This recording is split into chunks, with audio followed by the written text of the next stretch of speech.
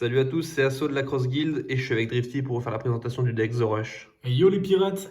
Donc on commence par le leader, tout simplement un très très bon leader, un effet particulier, un don de 1 et plus 1000 à tous nos Nakama. Franchement très très bon pour pouvoir défoncer les cartes adversaires. Surtout dans un deck rush comme celui-là.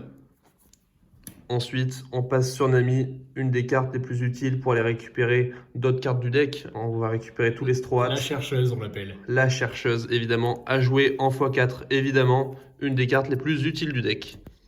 Ensuite, on passe sur Dandan, sur Don, la Nami qui va permettre de redonner des rested Don à notre Zoro et permettre de faire son effet. On va la jouer en x2. C'est une carte gratuite, une fois qu'elle est setup, c'est un don gratuit par tour. Ensuite, on passe sur Chopinou, le bloqueur le Le plus bloqueur utile. classico-classique. Donc à jouer en x4, ça permet de pouvoir se défendre contre tout et n'importe quoi au final. Ça, je suis bien d'accord avec toi. Ensuite, on passe sur le bloqueur Bartolomeo. C'est pas la meilleure carte, mais après on peut avoir des super effets avec. 2 dons dessus, et pendant le tour adverse, il gagne plus 3000, donc un monstre à 5000 bloqueur sur le terrain. Ça fait quand même une pression de malade. Il y a une raison de pourquoi elle est en x2. Hein. C'est pas non plus la meilleure carte. C'est pas la meilleure carte, il faut avouer. Mais bon, ça reste un très bon bloqueur pour un deck rouge. Il n'y en a pas tellement. C'est ça, c'est surtout ça le problème. Il faut se servir des points forts qu'on trouve. Hein. Ensuite, on passe sur Gordon, un des meilleurs cycleurs du deck. Et surtout, il va donner 2000 en counter. Donc je vous conseille de le jouer x4. Tout simplement, on met une carte de notre main en dessous du deck et on draw 1. C'est assez gratuit quand même. C'est plutôt gratuit, surtout que 2000 counter, c'est pas toutes les cartes qui l'ont et ça peut vraiment faire la différence en fin de partie. Une super carte défensive. En parlant de défense, on va parler de Uta. Donc Uta, une très très bonne carte pour aller récupérer des cartes qui sont envoyées dans le cimetière. Donc une carte de moins de 3, de 3 ou moins. Donc alors on va la jouer x3, on va pas la jouer x4, on n'a pas besoin de l'avoir 46 fois non plus dans ce deck.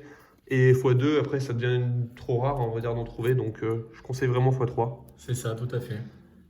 Ensuite, une des meilleures cartes du deck rouge, Trop sous-côté de mon point de vue. Otama, tout simplement on play, moins 2000 sur une des cartes adverses. Donc les bloqueurs à 5000, c'est ciao, les bloqueurs à 7000, c'est ciao, les grosses cartes, c'est ciao. Bon, seul point négatif, c'est qu'on peut pas le foutre sur le leader, en même temps ce serait trop fumé sinon. Ça, c'est sûr. On passe sur les cartes offensives du deck. Donc on va commencer par le Luffy Strike, une carte qui coûte 2, 3000 et tout simplement un effet craqué. Il récupère 2 rested down sur lui, donc littéralement il passe à 5000 et ensuite il est instrikeable. Complètement gratuitement en plus. Donc toutes les cartes avec la petite pastille jaune en haut à droite, C'est ciao, c'est bye bye. il peut rien lui faire. Ensuite on passe sur une des meilleures cartes offensives. Vraiment. Pas vraiment. Face à ce qu'il y a après, Pas franchement. vraiment, non. Non, mais quand même, pour une carte qui coûte 3, qui a 5000 de base, avec des dons dessus. Elle reste correcte. Voilà, un don dessus et elle passe directement à 7000. Ça reste quand même assez violent à affronter. Hein. Donc x2, évidemment. On va passer ensuite au Sanji Rush. Mais tu te débarres juste parce que j'ai knocké la caméra, c'est ça? Oui, aussi. J'ai failli la faire tomber, c'est ça? Et aussi pour le Zoro, mais bon, allez. Donc ensuite, le Sanji Rush. Donc on va en jouer x2, une carte pour 2 qui a 4000 et tout simplement on lui applique 2 dons et elle va gagner du coup ce rush là. Donc une carte à 6000 pour 4. Ben, ça reste une très très bonne carte en early à poser pour pouvoir détruire des bloqueurs ou taper l'adversaire. Elle peut vraiment faire le taf en fin de partie. Hein. Ensuite, El Clasico, The Rush, la carte la plus jouée dans les plus gros decks rouges. Hein. Champion d'Île-de-France, juste ça à dire. Tellement puissant. Donc pour 3000, pour 3, une carte à 5000 avec directement un rush dessus. On peut trade n'importe quelle carte sur le board adverse ou littéralement taper le leader. Ça peut être très très bien pour finir ou simplement pour engager des petites hostilités avec l'adversaire. Complètement. Et là, la carte la plus la fumée carte. de ce deck, la carte, le Luffy rouge. Faites bien gaffe, hein. Cette carte-là, je suis sûr qu'elle sera jouée dans tous les decks rouges bientôt et sûrement top tier dans les decks. Si elle ne l'est pas déjà jouée partout, elle le sera. Donc tout simplement un Luffy qui coûte 5, 6000 sur le terrain et avec 2 dons dessus. Il a déjà rush, mais il est juste quoi? Il peut pas être bloqué. Ça fait 8000 et donc imbloquable directement dans la face du Les points de leader. vie s'envolent très très rapidement. Pour lui, c'est de l'eau, les points de vie. Donc évidemment, x4, je vous le conseille très grandement. Ensuite, on va passer sur Shang-Tsu. Donc elle coûte un peu cher, c'est pour ça qu'on la joue x2. mais une carte à 10 000, il y en a... Et plutôt stylé quand même. Ah oui, il n'y en a pas tellement de cartes à 10 000.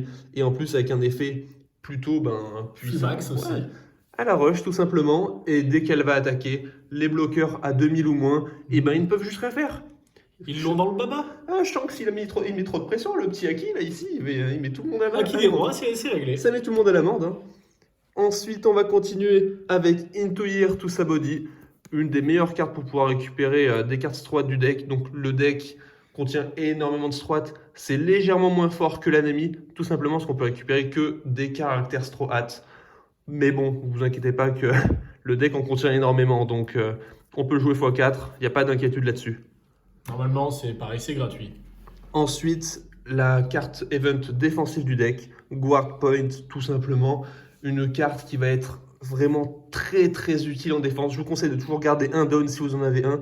Ne l'utilisez pas forcément directement, hein, mais attendez bien le bon moment à utiliser. Et puis on peut parler de son trigger aussi, parce qu'il est plutôt puissant. Un trigger qui donne plus 1000 à un de vos caractères ou votre leader pendant le tour. Le tour entier. Ce n'est pas juste pendant ce combat-là, c'est le tour entier.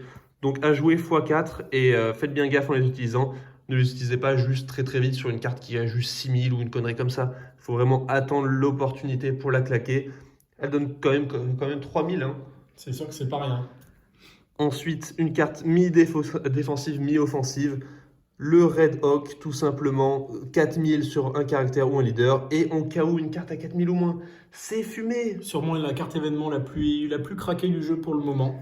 Bah enfin, il y a l'autre derrière. Hein. Oui, mais celle-là reste quand même, c'est quelque chose. Donc celle-ci, on va la jouer en x2, tout simplement parce que derrière, il y a Jet Pistol. Jet Pistol, c'est quoi? C'est une carte en main pour un coup de 4. Ça détruit une carte à 6000 sur le terrain adverse. C'est gratuit. Les gros bloqueurs, les queens, les n'importe quoi, c'est ciao. Il y a quoi? Il y a les Lao qui sont très chiants dans les decks verts, c'est ciao. Tout ça, il n'y en a plus. Et après, avec le deck rush, vous foncez et vous pétez la gueule à votre adversaire. Surtout que cet effet est aussi activable en trigger, ça rend la chose plutôt craquée. Donc voilà pour le deck The Rush. Donc évidemment, il y a les cartes maîtresses, le Luffy rouge, il y a quoi d'autre?